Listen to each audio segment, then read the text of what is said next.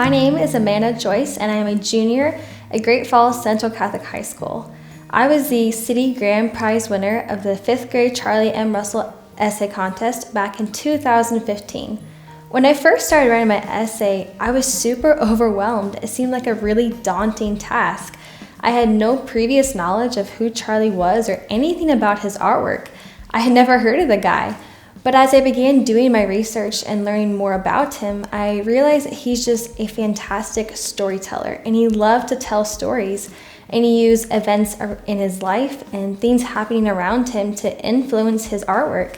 And it's important to learn about someone like this because he influences so many people. He influenced artists of his time, but also continues to influence artists of today.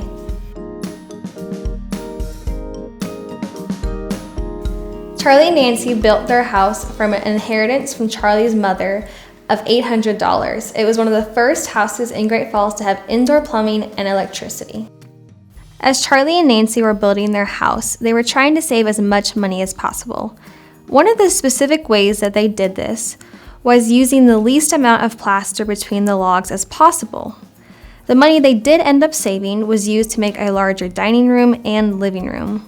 The house is a simple 2-story house with a wraparound porch. Inside, there is a living room, dining room, kitchen, pantry, foyer, parlor, 4 bedrooms, and 2 bathrooms.